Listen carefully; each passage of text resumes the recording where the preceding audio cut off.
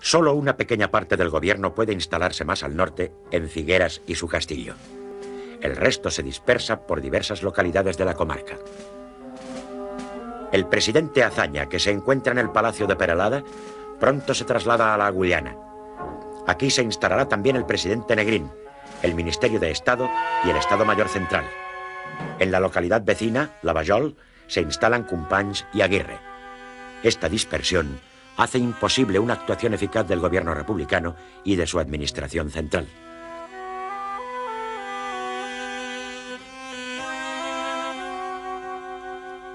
Interminables columnas de hombres, mujeres y niños llegan a la frontera. Las autoridades francesas solo permiten el paso a los que disponen de pasaporte con visado francés. Son muy pocos.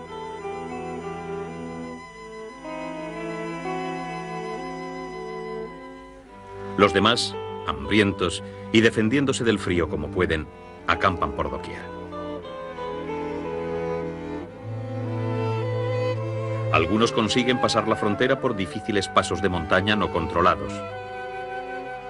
Ante esta situación, Negrín propone la creación de una zona neutra, en la parte fronteriza española, que pueda acoger a estos refugiados. La propuesta no es aceptada por Franco.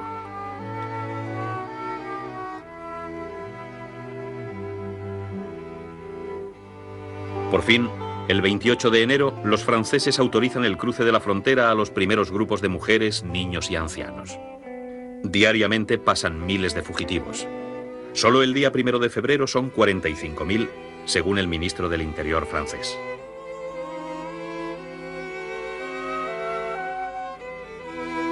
Pero la frontera continúa cerrada para los hombres en edad militar y los soldados republicanos.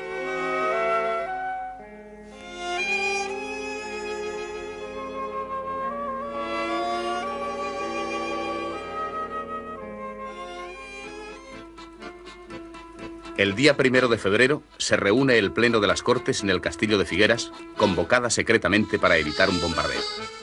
Asisten 62 diputados, algunos llegados desde Francia, a donde regresarán acabada la sesión.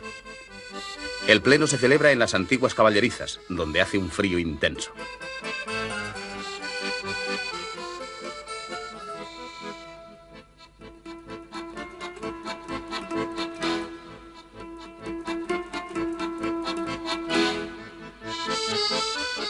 Martínez Barrio abre la sesión con un breve discurso.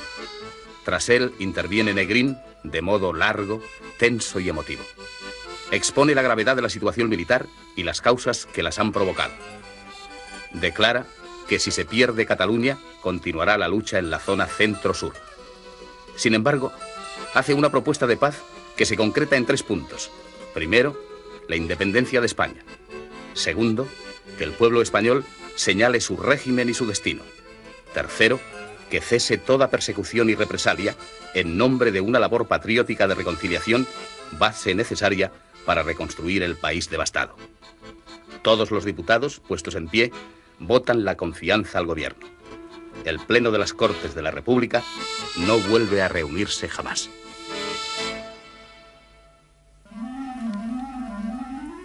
El día 3 de febrero, fuerzas del Cuerpo de Ejército de Navarra entran en Gerona, que ha sido repetidamente bombardeada. Al atardecer del día 4, ante el rápido avance de las tropas enemigas que se encuentran ya a unos 20 kilómetros de Lavallol, se decide que los presidentes Azaña, Companys y Aguirre se dirijan inmediatamente a Francia para que no caigan prisioneros. A las 6 de la madrugada del día siguiente, Azaña sale de Lavallol junto con su esposa. En 3 coches le acompañan Negrín, el presidente de las Cortes, Martínez Barrio, el ministro sin cartera, José Giral, algunos jefes militares y familiares.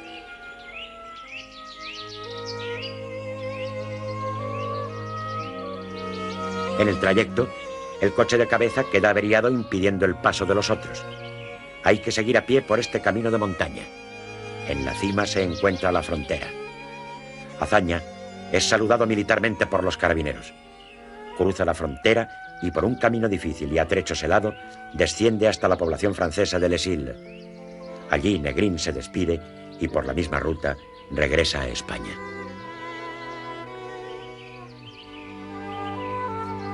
Una hora después, los presidentes Companys y Aguirre emprenden el mismo camino desde la Agullana.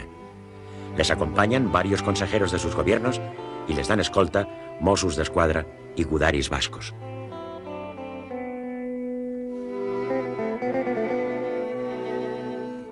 Por el camino se cruzan con Negrín. Se despiden. La caravana sigue hacia Les Îles.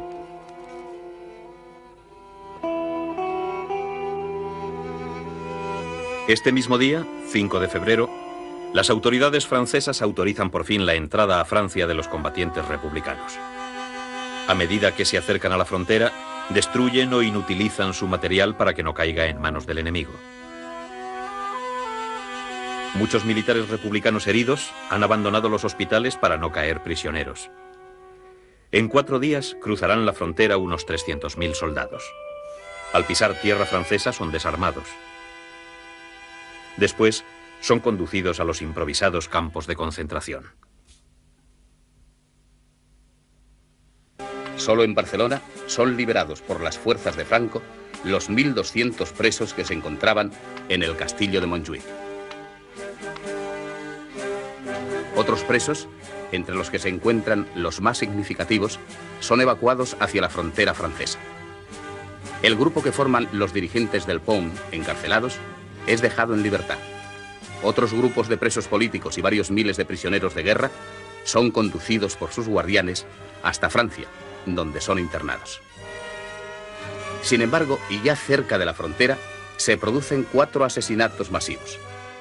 En el colegio seminario del Collell, próximo a Bañolas, son abatidos 48 presos, entre los que se encuentra Roberto Basas, jefe de la Falange en Cataluña.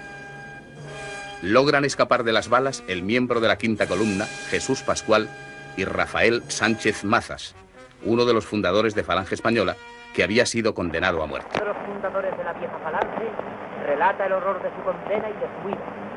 El día 30 de enero me fusilaron con otros 30 compañeros.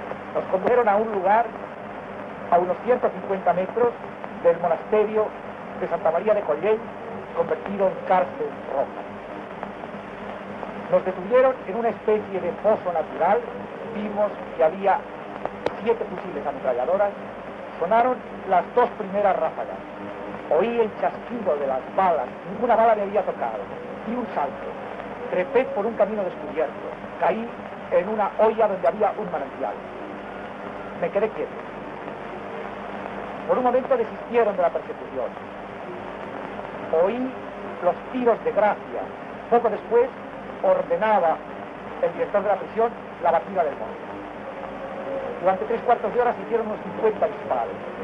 Oí las voces de los guardias que esperaban por herido. Caía una lluvia torrencial. Anocheció y me fui guiando por los gusanos de luz para elegir alguna dirección.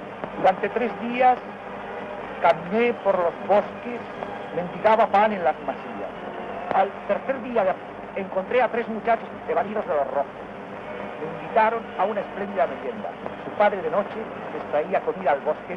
El día 8 oímos el clamor del pueblo que recibía a las tropas libertadoras. Y por primera vez volví a clamar. Así me restituyo al servicio de España y de su caudillo victorioso.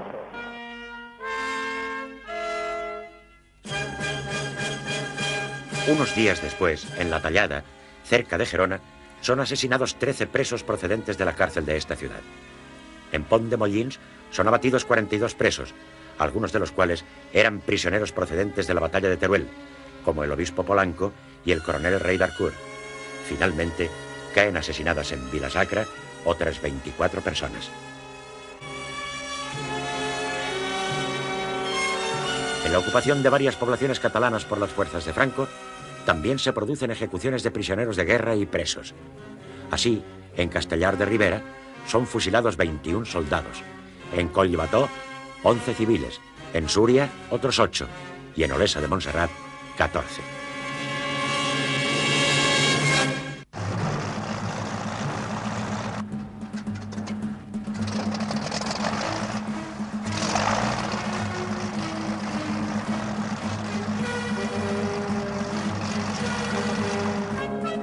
Durante los últimos días de la campaña de Cataluña, La aviación franquista, con la poderosa contribución de la Legión Cóndor y la aviación italiana, domina totalmente el cielo de Cataluña, a pesar de la oposición de la aviación republicana, muy inferior en número.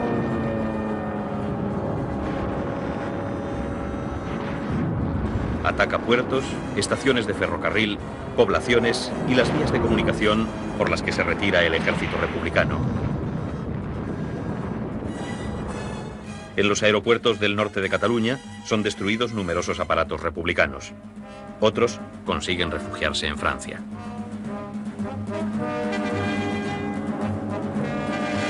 El día 6, en el aeropuerto de Vilajuiga, tiene lugar el último combate aéreo victorioso de la aviación republicana en Cataluña. Cuando despegan 3 chatos y un Grumman Delfín para dirigirse a Francia, un grupo de Messerschmitt ataca el aeropuerto.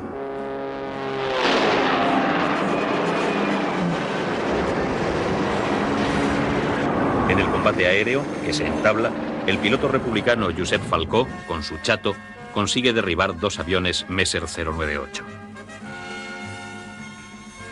Hacia las 4 de la tarde del día 8 se reúnen con Negrín en la Guyana unos 30 altos mandos militares y comisarios. El general Vicente Rojo expone la situación militar en Cataluña, que es gravísima, y se estudia la posibilidad de continuar la resistencia en la zona centro-sur.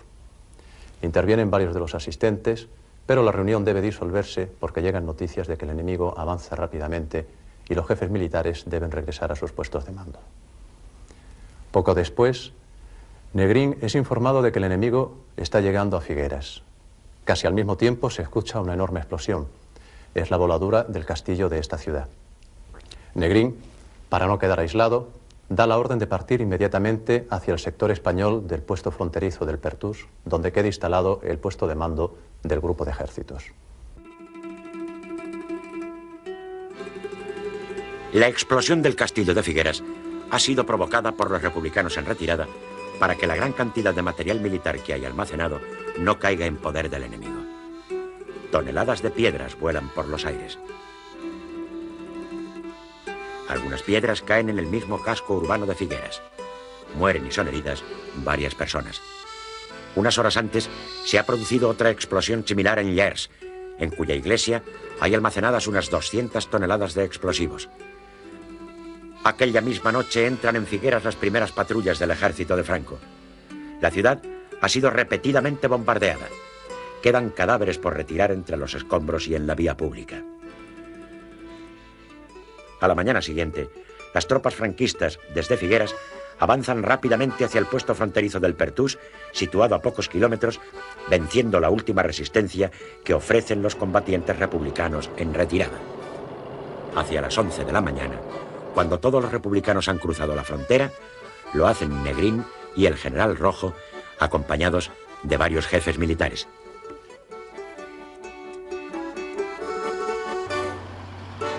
Poco después, las avanzadillas del Cuerpo de Ejército de Navarra llegan al Pertús.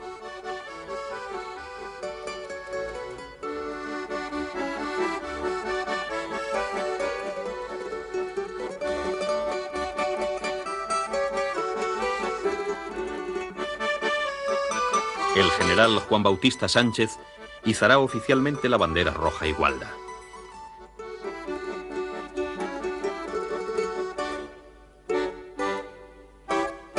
Después llega el general Solchaga, quien es saludado por el general Fagalde, jefe del ejército francés que cubre la frontera.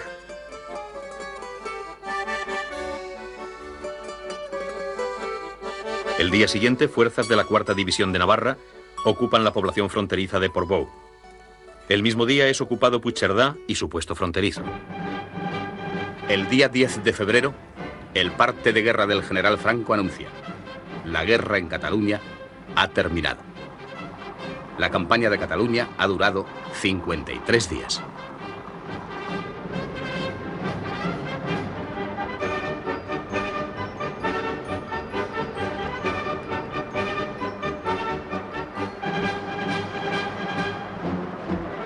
El 21 de febrero, 10 días después de la ocupación total de Cataluña, se celebra en la Diagonal de Barcelona un gran desfile militar presidido por Franco para celebrar la victoria.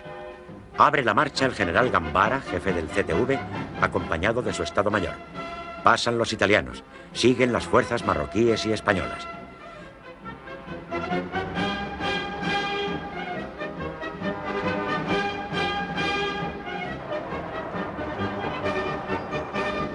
Cierran el desfile las fuerzas motorizadas de la Legión Cóndor.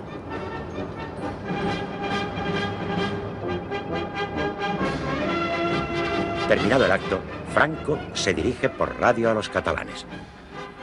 Españoles de Cataluña, el grandioso desfile de nuestro invicto ejército por la capital de Barcelona es el acontecimiento más grandioso de nuestro renacer.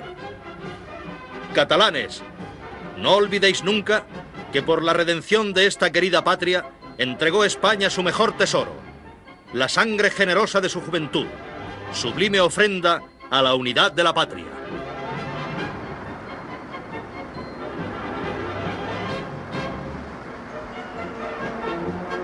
Al día siguiente tiene lugar una gran revista naval frente a las costas de Salou, presidida también por Franco.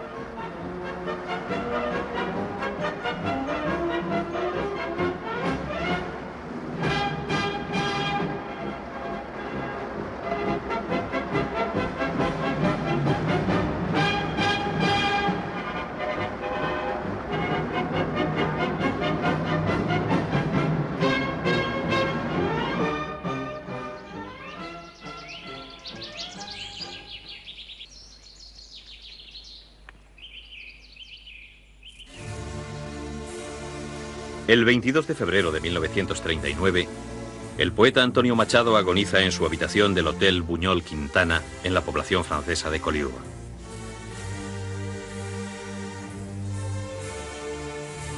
El entierro tuvo lugar al día siguiente.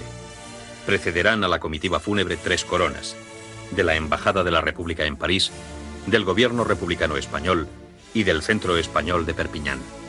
El episodio más emotivo lo protagonizaron unos oficiales republicanos de la Segunda Brigada de Caballería del Ejército Popular que se encontraban en el castillo de Collioure, de donde salieron vistiendo de nuevo sus correajes y uniformes para rendir la última guardia al poeta. Su hermano José encontró en el bolsillo de su gabán días después de su muerte un pequeño y arrugado trozo de papel con los últimos versos del poeta. Estos días azules y este sol de la infancia.